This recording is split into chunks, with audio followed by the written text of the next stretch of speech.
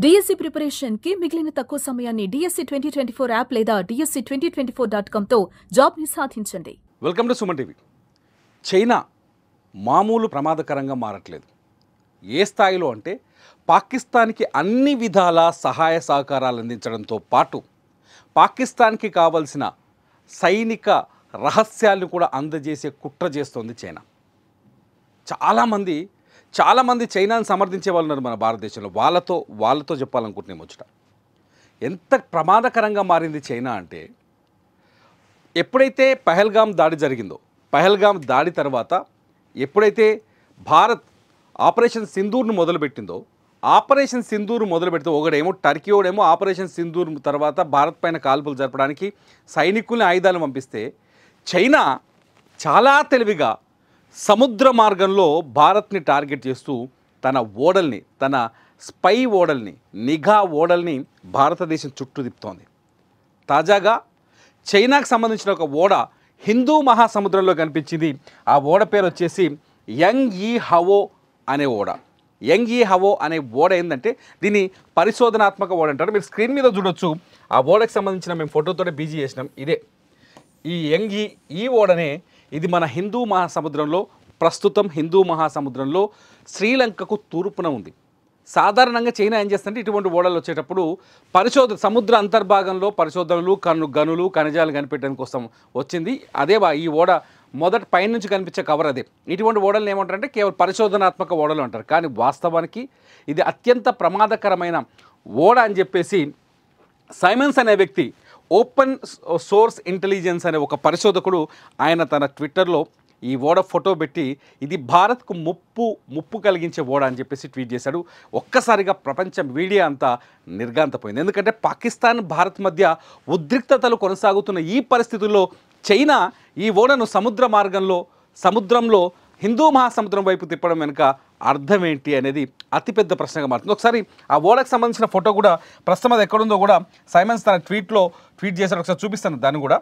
ఒకసారి చూడండి, సైమన్స్ తన ట్వీట్లో పెట్టిన ఈ మ్యాప్ చూడండి. ఇక్కడుంది ఆ ఓడ, యంగ్ యీ హావో అనే ఓడ. ఇక్కడ ద యంగ్ యీ హావో ఈ ఓడ ఇదిగో దాని ఫోటో కూడా పక్కనే పెట్టాడు. ది యంగ్ యీ హావో ఓడ శ్రీలంకకు తూర్పు దగ్గరలో ఉంది. ఇది భారత్కి చాలా దగ్గర, ఇటు విశాఖపట్నానికి చాలా దగ్గర.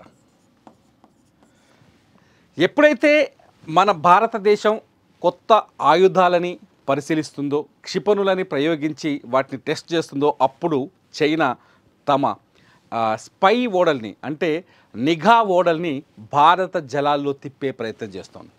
చైనా చాలా ప్రమాదకరం, ఈ విషయం అందరికీ తెలుసు. ఇప్పుడు ఎప్పుడైతే పహల్గామ్ దాడి జరిగిందో, ఈ ఓడలు రావడం వల్ల భారత్ దగ్గర సైనిక చర్యలు ఎటువంటివి కొనసాగుతున్నాయి, ఇక్కడ రాడార్ వ్యవస్థ ఎలా పనిచేస్తుంది, క్షిపణులు ఎలా ఉంటాయి, మొత్తం గ్రౌండ్లో వాటర్ను కూడా, సముద్రం అడుగు భాగంలో వాటర్ను కూడా మ్యాపింగ్ చేస్తుందంట. అంత టెక్నాలజీ ఉంది. అంటే పాకిస్తాన్ దగ్గర పెద్ద తెలివి లేదు. పాకిస్తాన్ మన ఏం చేయలేదు, పాకిస్తాన్ మన ఏం చేస్తుంది, మనం ఒక్క రోజులో పాకిస్తాన్ కూల్చేస్తాం, 5 రోజులు చాలు యుద్ధం చేసే పాకిస్తాన్ని అనుకుంటాం. కానీ చైనా తన ఆయుధాలని అమ్మడం కోసం పాకిస్తాన్కి టెక్నాలజీని కూడా సరఫరా చేస్తుంది. చాలా స్పష్టంగా అర్థమవుతుంది. తన ఆయుధాలని అమ్మడం కోసం పాకిస్తాన్కి టెక్నాలజీ కూడా సరఫరా చేస్తుంది. పాకిస్తాన్ దిగుమతి చేసుకుంటున్న ఆయుధాలు 2020 నుంచి 2024 వరకు పాకిస్తాన్ దిగుమతి చేసుకున్న ఆయుధాలను చూస్తే 81% చైనా నుంచి తీసుకుంది. 81% చైనా నుంచే కొనుగోలు చేస్తుంది. యుద్ధంలో ఎంతవరకు సపోర్ట్ చేస్తుంది అంటే, ఆల్రెడీ మొన్న చైనా విదేశాంగ శాఖ చెప్పింది పహల్గామ్ విషయంలో, పాకిస్తాన్ మా మిత్రదేశం, పాకిస్తాన్ సార్వభౌమాధికారాన్ని కాపాడడం కోసం పాకిస్తాన్ భూభాగంలోకి ఎవరైనా చొచ్చుకొస్తే మేము పాక్ తరఫున యుద్ధం చేయడానికి సిద్ధంగా ఉన్నాం. సో భారత్ని ముప్పులో పడేసేందుకు ఇటువైపు చైనా కూడా గట్టి ప్రయత్నాలు చేస్తుందని మనం అర్థం చేసుకోవచ్చు.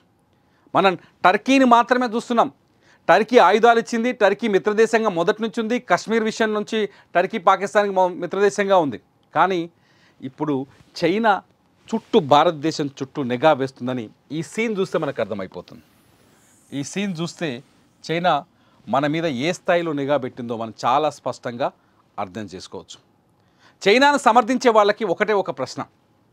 చైనా చాలామంది, నేను ఒక వీడియో చేశాను నిన్న, దాని కింద కొంతమంది రాశారు, చైనా టెక్నాలజీ ఉంది, చైనా మనకంటే ముందడుగులో ఉంది, అది మనకు ముప్పుగా మారుతుంది మహానుభావ, అది మనకు ముప్పుగా మారుతుంది. దాని గురించి మాట్లాడొద్దా? బయటికి మాట్లాడినప్పుడే కదా ప్రపంచానికి తెలిసేది. భారత ప్రపంచంలో 2వ అతిపెద్ద ఆర్థిక వ్యవస్థగా మారిన చైనా భారతదేశాన్ని ఎదగకుండా చేయాలంటే భారత్ పాకిస్తాన్ మధ్య యుద్ధం రావాలని కోరుకుంటుంది. భారత ఆర్థిక వ్యవస్థను నాశనం చేయాలి అంటే భారత్ పాకిస్తాన్ మధ్య యుద్ధం రావాలని కోరుకుంటుంది. అప్పుడే, ఎందుకంటే అమెరికా ఎందుకు నిన్న భయపడ్డదంటే అమెరికాలో వాడే టూత్ పేస్ట్ బాత్రూంలో కడుక్కునే పేపర్ వరకు, తుడుచుకునే పేపర్ వరకు చైనా నుంచే వస్తుంది వాళ్ళకి. కాబట్టి ఆ ఒప్పందం అట్లా కుదిరింది. ఆ 2 దొంగ దేశాలే ఒక రకంగా చెప్పాలంటే. నిన్న ట్రంప్ మాట్లాడిన తర్వాత చాలా స్పష్టంగా అందరికీ అర్థమవుతుంది, దేశం మొత్తం మాట్లాడుతోంది.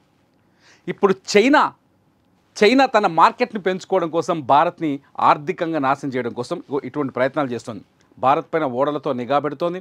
భారత్లో ఉండే క్షిపణులు కావచ్చు, భారత్లో చేస్తున్న టెస్టులు కావచ్చు, భారత్ తీసుకున్న టెక్నాలజీ, ఆర్మీ టెక్నాలజీ కావచ్చు, వైమానిక టెక్నాలజీ కావచ్చు, వీటన్నింటినీ సేకరించి పాకిస్తాన్కి అందజేసే ప్రయత్నం చేస్తోంది. 61% పాకిస్తాన్లో తయారవుతున్న సొంత ఆయుధాలు కానీ, సొంత క్షిపణులు కానీ, మిసైల్స్ కానీ 61% టెక్నాలజీ చైనాది. ఇప్పుడేదో మిసైల్ అణుబాంబు పడిందని చెప్తున్నారు కదా, అణుబాంబు పేలింది, రియాక్టర్ పేలింది అంటున్నారు కదా. అసలు అణుబాంబుల్ని తయారు చేసే టెక్నాలజీని, మనుషుల్ని పంపించింది కూడా చైనానే. చైనా, ఇక్కడ మనం ఆలోచించాల్సిన విషయం ఏంటంటే చైనా అతిపెద్ద సపోర్టర్గా మారింది పాకిస్తాన్కి, కేవలం భారతదేశాన్ని దెబ్బతీయాలని ఒకే ఒక లక్ష్యంతో భారతదేశాన్ని ఆర్థికంగా దెబ్బ కొడితే అప్పుడు చైనా ప్రపంచంలో అతిపెద్ద శక్తిగా ఎదిగే అవకాశం ఉంటుంది. అందుకని నేను అరుణాచల్ పంచాయతీ మొదలుపెట్టింది. అరుణాచల్ ప్రదేశ్లో తూర్పు భాగం, మా తూర్పు టిబెట్ అంటుంది అరుణాచల్ ప్రదేశ్ని. అంతేకాదు ఇప్పటికి ఒక 8 సార్లు అరుణాచల్ ప్రదేశ్లో అనేక గ్రామాల పేర్లను మార్చేసింది. అరుణాచల్ ప్రదేశ్లో చైనా ముప్పేట దాడికి ప్రయత్నిస్తుందా, ముప్పేట దాటికి కుట్ర చేస్తుందా అనేది ఇప్పుడు మనం ఆలోచించాల్సిన విషయం. ఇప్పటికే చైనా పైన భారత్ అనేక ఆంక్షలు విధించింది. చైనాకు సంబంధించిన వస్తువుల్ని నిషేధించింది. చైనా నుంచి దిగుమతి చేసుకునే వస్తువుల్ని ఆగిపోయాయి. చైనాకు సంబంధించిన యాప్స్ని బ్యాన్ చేసింది. తాజాగా ఇవాళ చైనాకు సంబంధించిన మీడియా పైన కూడా ఆంక్షలు విధించింది భారత్. ఇంకా ఏం చేస్తే ఈ చైనాని కంట్రోల్ చేయొచ్చు? చైనాని కంట్రోల్ చేయాలంటే భారత ప్రభుత్వం ఎలా ఆలోచించాలి? మీరేమనుకుంటున్నారు? చైనాని కట్టడి చేయాలి, చైనాని కంట్రోల్ చేయాలి, పాకిస్తాన్కి దగ్గరగా ఉన్న చైనాని దూరం చేయాలంటే మనమేం చేయాలి భారతీయ జనాభాగా? మీరు ఈ వీడియో కింద కామెంట్ చేయండి. చూస్తూనే ఉండండి సుమన్ టీవీ.